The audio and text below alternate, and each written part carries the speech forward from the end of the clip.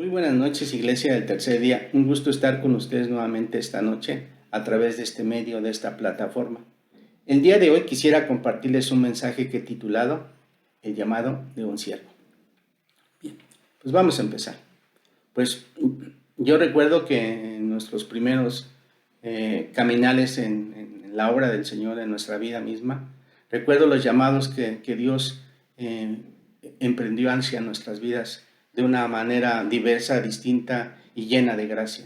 Creo que todos tenemos el testimonio de poder decir que en sus momentos esos llamados que el Señor hizo a nosotros a través de sus siervos fue de diferentes maneras y en diferentes momentos y sitios. Sí, puede ser a través de las oraciones, de la intercesión de oración de los justos para nuestras vidas, de las ministraciones, de la alabanza, de los sonidos de la creación, de los testimonios de la vida misma o de las experiencias que nosotros hemos tenido a lo largo de este caminar. ¿Sí? En esa intención de que Dios pide y quiere que reafirmemos una fe, un llamado que tuvimos en un principio para declarar una fe en Cristo Jesús, pero también en su momento para poder tener esas reafirmaciones de obras específicas que Dios nos ha encomendado, en la intención también de darnos esas promesas que Él quiere que conozcamos, que sigamos y que busquemos, en la intención de poder tomar acciones que nos permita seguir caminando en la obra de Dios. Pero a veces en esos llamados, en nuestra incredulidad o falta de fe o inmadurez de fe, hemos dudado, hemos tenido miedo, hemos quizá cuestionado el llamado de Dios a nuestras vidas y lo hemos puesto en duda. Pero Dios en su infinita gracia y misericordia, caballero como siempre ha sido con nosotros, nos tiene esa paciencia, ¿sí? Y ese amor que nos permite de alguna manera seguir en este camino esperando y reafirmando lo que Dios quiere que conozcamos. Pero quisiera también que pudiéramos ir a algunos pasajes de la historia de los siervos en la creación, en el camino de Dios, que están en diferentes épocas del tiempo, de la vida misma del hombre. Y la primera historia está en el libro de Éxodo, capítulo 3, del versículo 1 al 15, y me gustaría que de alguna manera me pudieran seguir. Tengo versión Reina Valera, y dice así.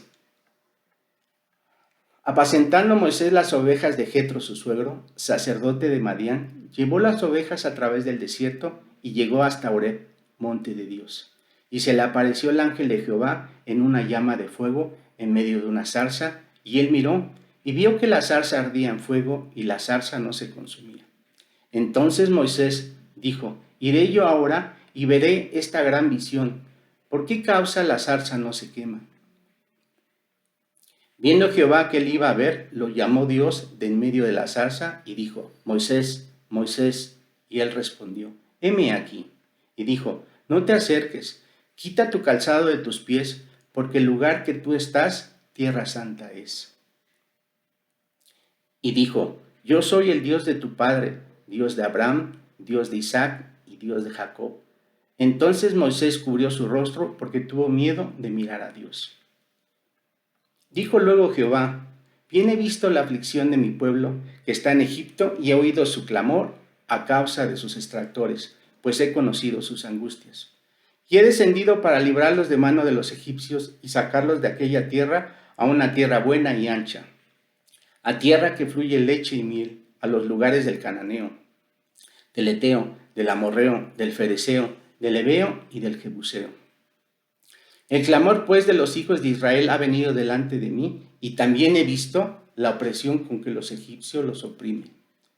Ven por tanto ahora y te enviaré a Faraón para que saques de Egipto a mi pueblo, los hijos de Israel. Entonces Moisés respondió a Dios, ¿quién soy yo para que vaya a Faraón y saque de Egipto a los hijos de Israel? Y él respondió, ve, porque yo estaré contigo, y esto te será por señal de que yo te he enviado. Cuando hayas sacado de Egipto al pueblo, serviréis a Dios sobre este monte. Dijo Moisés a Dios, he aquí que yo llego a los hijos de Israel, y les digo, el Dios de vuestros padres me ha enviado a vosotros. Si ellos me preguntaren, ¿cuál es su nombre? ¿Qué les responderé? Y respondió Dios a Moisés, yo soy el que soy. Y dijo, así dirás a los hijos de Israel, yo soy, me envió a vosotros.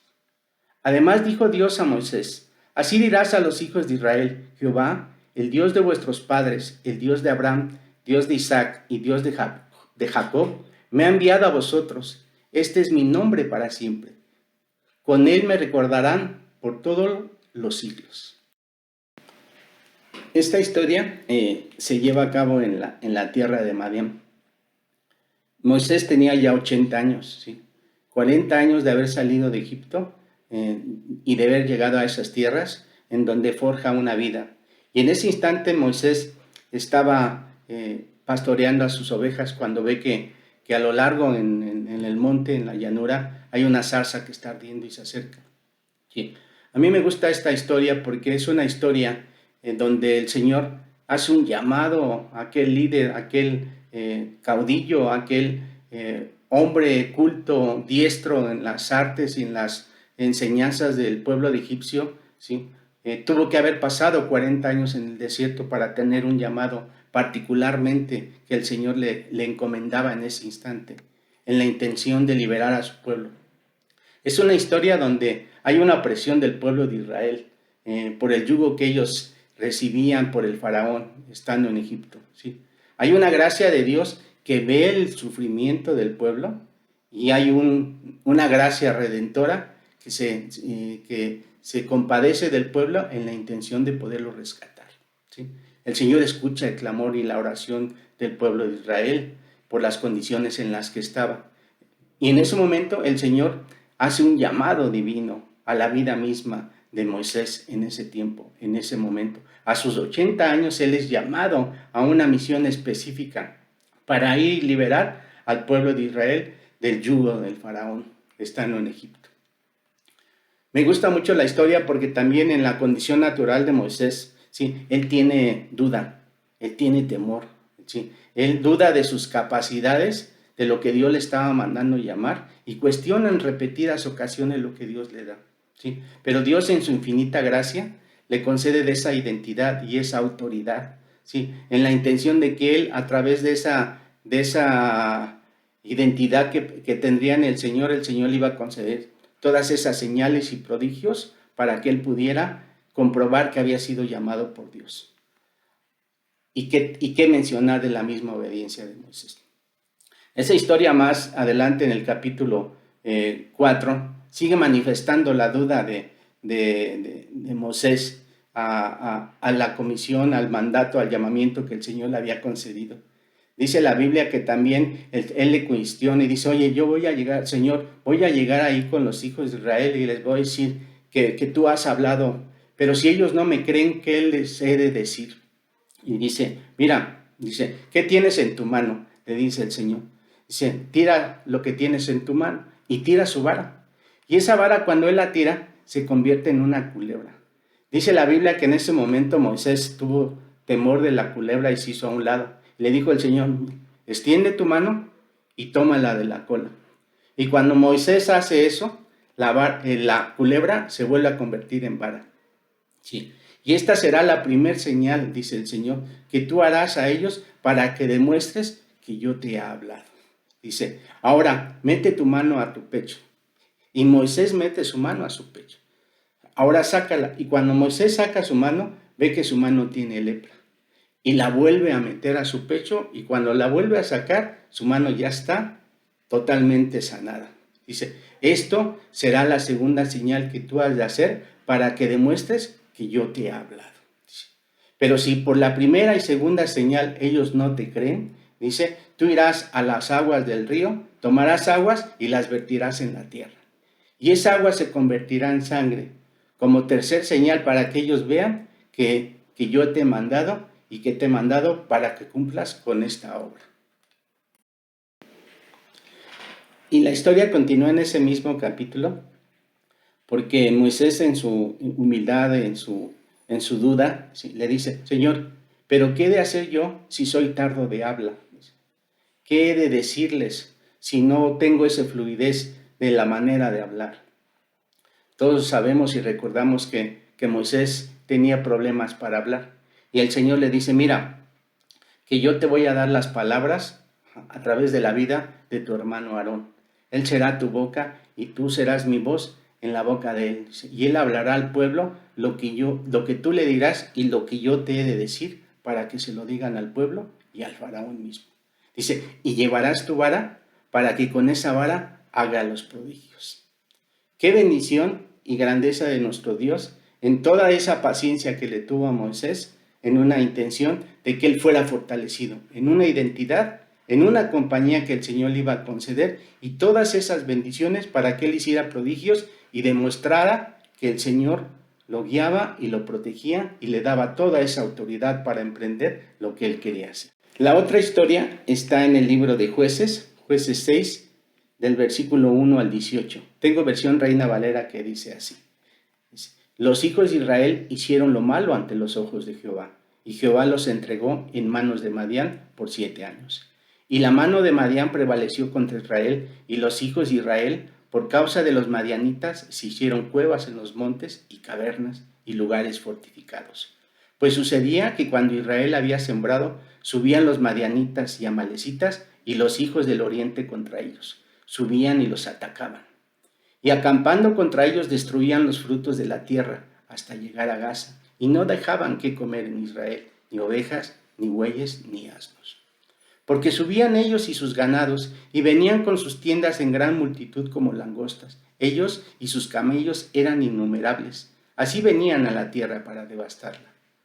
De este modo empobrecía Israel en gran manera por causa de Madián, y los hijos de Israel clamaron a Jehová.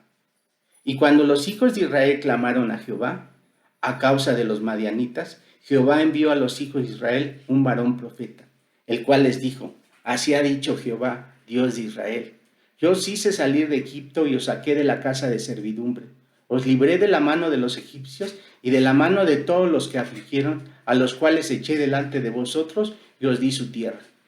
Y os dije, yo soy Jehová vuestro Dios. No temáis a los dioses de los amorreos en cuya tierra habitáis, pero no habéis obedecido a mi voz.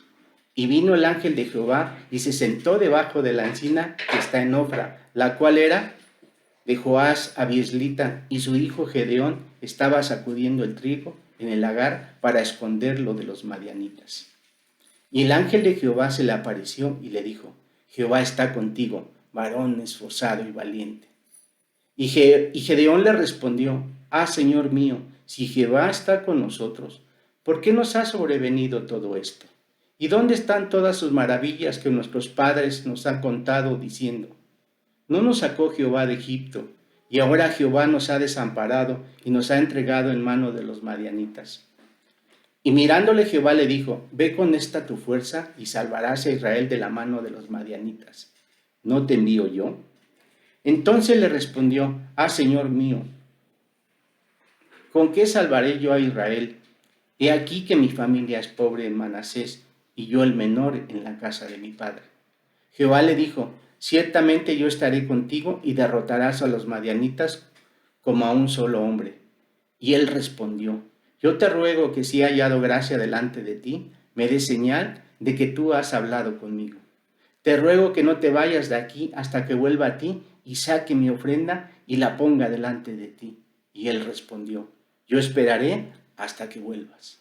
Dice la Biblia que después de que Gedeón va a su casa a traer lo que iba a ofrendar, cuando llega y regresa, levanta un altar, pone en el altar los panes sin levadura, la carne, dice, y en ese instante cae fuego del cielo en señal de recibimiento de la ofrenda. Y el ángel del Señor se desaparece. Dice la Biblia que en ese momento Gedeón dice, he visto al ángel del Señor y le viene temor. Y en el versículo 23 dice, pero Jehová le dijo, pasa a ti, no tengas temor, no morirás.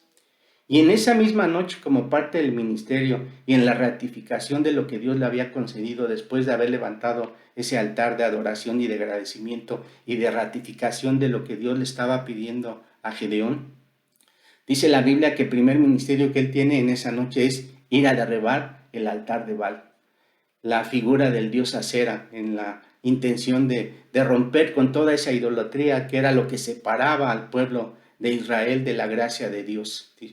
Y aún así, en su incredulidad, en su falta de fe, en su debilidad de fe, en sus dudas, Gedeón se da el privilegio, ¿sí?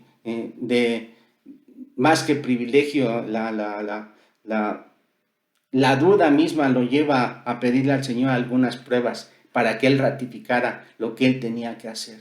Si de verdad quieres que yo haga esto que tú me has dado, que libere a través de mí al pueblo de Israel, ayúdame a entenderte, y le pide unas pruebas. Es cuando dice la Biblia que Él toma un trozo de lana, un vellón de lana, dice, y lo pone en la noche en el campo, al sereno de la noche, dice. Si es verdad que tú quieres que yo haga la libertad al pueblo, dice, que este vellón únicamente se llene del rocío y que el resto del campo quede seco. Dice la Biblia que al otro día, ¿sí?, él exprimió el vellón y casi sacó un tazón de agua de rocío, y el campo estaba seco. En su insistencia, vuelve a decir al Señor, no se enfade, pero dame otra prueba, y le pide ahora que este vellón se mantenga seco y que todo el campo se mantenga húmedo del rocío. Y el Señor le concede esa señal, ese prodigio, para reafirmar lo que Dios quería que él tuviera que hacer. ¿Qué destaco de esta historia? Evidentemente había una opresión del pueblo. Una opresión del pueblo a través de los madianitas, porque el pueblo se había apartado de lo que el Señor les había concedido en su vida. Lo había desobedecido. Habían levantado altares de otros dioses que los había separado de la gloria de Dios. ¿Sí? ¿Sí? En su gracia y amor de Dios les concede, Él escucha su clamor. Los madianitas tenían asolados a los israelitas porque los llevaban que en esos momentos ellos tuvieran que haber hecho un exilio temporal a los montes, haciendo cavernas y cuevas, y cuando crecían sus cosechas y su siembra, los madianitas llegaban, los asolaban y les robaban sus cosechas. Pero el Señor escucha el clamor del pueblo de Israel, escucha sus oraciones y decide escoger a Gedeón para poder levantarlo como un juez que en esos momentos Dios estaba erigiendo, porque en esa época no había reyes, para poder rescatar al pueblo a través del ministerio, del llamamiento que Dios le concedía a Gedeón en ese momento. La Biblia habla que después le concede grandes hazañas en su ejército. De esos 32,000 guerreros que él podría tener, el Señor le concede solo 300 para poder vencer a todos los madianitas. Adicionalmente, Gedeón recibe una señal más en donde le confirman que él asolará, y a través de la espada de Gedeón y la bendición de Dios, él acabará con los madianitas para rescatar al pueblo de Israel. La siguiente historia habla de un joven, de un adolescente. Y esta historia está en el libro de Samuel, Primera de Samuel, capítulo 3. Voy a leer algunos versículos. El versículo 1 empieza, dice, el joven Samuel ministraba a Jehová en presencia de Elí, y la palabra de Jehová escaseaba en aquellos días. ¿Sí? Esta historia me gusta mucho porque dice la Biblia que Samuel, el joven Samuel, el adolescente Samuel, ¿sí?, en esa época ministraba en el templo de Jehová, trabajando para el profeta Elí. Dice la Biblia que en la noche, un día, ya cuando iban a descansar, cada uno en su habitación, el Señor le habla a Samuel y le dice, Samuel, Samuel. Samuel escucha y le dice, sí, Señor, heme aquí. Y en ese instante él se para y va corriendo al lugar donde estaba Elí y le dice, sí, Señor, dígame. Y él le dice, no, muchacho, yo no te he hablado. Ve, descánsate y duérmete. Y se vuelve a ir el joven Samuel. Por segunda ocasión el Señor le habla, Samuel, Samuel, y se para Samuel y dice, Señor, heme aquí. Y va nuevamente a donde está Elí y le dice, sí, dígame, Señor. Dice, no, ya te he dicho que yo no te he hablado. Ve y recuéstate y descansa. Y en tercera ocasión el Señor le vuelve a hablar a Samuel, Samuel, Samuel, y se para Samuel nuevamente y va a donde está él y le dice, ¿para qué me has llamado? Estoy aquí. Y en ese instante dice la Biblia que Elí se da cuenta que el que le habla es Jehová. Y le dice, la próxima ocasión que escuches que te habla, dile, sí, Señor, dígame, tu siervo escucha. ¿Sí? Destaco algunos versículos de ese capítulo 3. El versículo 7 dice, Samuel en ese instante no había conocido aún a Jehová, ni la palabra de Jehová le había sido revelada. Sí. El versículo 19 y 20 dice, y Samuel creció y Jehová estaba con él, y no dejó caer a tierra ninguna de sus palabras. Y todo Israel, desde Dan hasta Berseba, conoció que Samuel era fiel profeta de Jehová. De la historia destaco en ese momento un joven adolescente es llamado por nuestro Señor para un momento, un tiempo. La Biblia dice que en ese momento había escasez de palabra para el pueblo de Israel. El Señor extiende un llamado divino a un adolescente, a un joven, un profeta que sería erigido en los siguientes tiempos, ungiendo y dando asesoría a los siguientes reyes del pueblo de Israel. ¿Sí? Samuel es el profeta que unge a David. David, el rey, que del linaje de David vendría el simiente de nuestro Señor Jesucristo. ¿Sí? Y a través del llamado que el Señor le concede a un joven adolescente, en una obediencia absoluta, él escucha y atiende lo que el Señor le podía conceder. Hay un reconocimiento de Dios para los siguientes tiempos en la vida de Samuel. Pero me gustaría reflexionar de estas historias. 3 historias particulares del llamado de Dios a sus siervos, a sus hijos, en momentos distintos de la historia del hombre, en épocas distintas para cada uno de los siervos. Moisés a sus 80 años. Gedeón, la Biblia no habla de alguna edad en particular, pero lo toma en un momento productivo. Quizá tendría una vida de un hombre joven, maduro. ¿Y qué decir de Samuel, que era un adolescente joven que tiene el llamado de Dios? Nos damos cuenta que Dios no tiene condición de edad para que pueda extender ese llamamiento a sus siervos. Sí. Destaco que en su momento estos siervos fueron llamados, pero así como fueron llamados un Moisés, un Gedeón, un Samuel, también tenemos a mujeres que sirvieron al Señor, una reina Esther, una Ruth, una misma María. Sí. Y de estas historias me gustaría resaltar 2 condiciones particulares. Primero, la gracia de Dios para el pueblo, ¿sí? Y el liderazgo que toman los siervos en ese llamado que Dios les concede. Y hablando del pueblo, ¿sí? En ese momento, en esos tiempos, ¿sí? Había un pueblo que tenía una condición, una necesidad de libertad, una necesidad de poder ser liberados de la cautividad por la opresión de un pueblo opresor durante muchos años. Había una condición también de maldad en el pueblo por una desobediencia de la palabra, ¿sí? Por una manera de apartar del Señor, pero el Señor en su infinita gracia al pueblo les concede de esa decisión de poderlos ayudar y liberar de su cautividad, ¿sí? De esas súplicas que cada uno de la gente del pueblo extendió, el Señor las escuchó y levanta a esos siervos, levanta a esos líderes en un llamado divino, donde estos líderes, estos siervos, tuvieron gracia ante los ojos de Dios. Pero en la condición humana del hombre, ellos en algún momento dudaron, tuvieron miedo, tuvieron temor, tuvieron inseguridad, una probable falta de fe, una debilidad.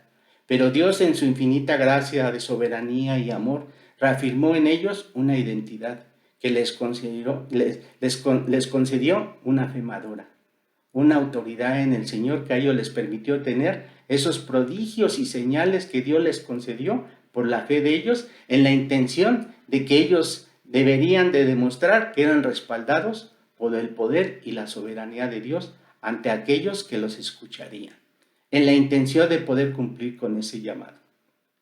Me gusta mucho porque una vez que ellos reafirman su llamado, ellos tienen ese momento de adoración y reconocer a nuestro Dios soberano, ¿sí? Y qué mencionar de la obediencia misma que ellos tuvieron para cumplir con ese llamado. Los siervos tenían un gran reto y finalmente accedieron y no se negaron y obedecieron. Para concluir, todos de una manera u otra en algún momento de nuestra vida hemos tenido esos llamados de reafirmamiento de fe y de recordatorio de nuestras promesas que Dios nos da, ¿sí? Hebreos 1:1 dice, Dios, habiendo hablado hace mucho tiempo, en muchas ocasiones y de muchas maneras a los padres por los profetas. Sí, hoy Dios a nuestra vida ha hablado de muchas maneras en diferentes momentos a través de muchas circunstancias. Es importante saber que Dios nos enviará o nos ha enviado, pero entender también que no iremos solos, que Él nos acompañará, nos dará esa fortaleza, esa fuerza. Así como Dios acompañó a Moisés y como nuestro Señor Jesucristo les concedió autoridad y seguridad a todos sus discípulos y creyentes. Hoy debemos de confiar que Él estará siempre con nosotros, que nos faculta para la batalla, nos da condiciones de valentía y conocimiento, y nos concederá de esas señales y prodigios que demuestran que el Señor Dios soberano nos acompaña, nos protege y nos da esa autoridad por amor a su nombre. Si Dios te ama, si tú lo crees, Él te usará para el servicio. Solo entender que Dios debe recibir la gloria de todo lo que nosotros emprendamos, en victorias poderosas y grandiosas, no por el poder de nuestra fuerza, sino por el poder que obra en su obra y soberanía. Jesús dijo a sus discípulos: el que quiera ir en pos de mí, niéguese a sí mismo, cargue su cruz y sígame. Y para terminar, recordando las palabras que Jehová le decía al joven Samuel: Samuel, Samuel. Samuel le contestaba: heme aquí. Y en una tercera ocasión, cuarta ocasión o quinta ocasión que el Señor pueda hablar a nuestras vidas, hoy nuestra condición de lo que Dios nos habla es escuchar la voz de Dios y decirle: sí, Señor, tu siervo escucha. Heme aquí, estoy aquí.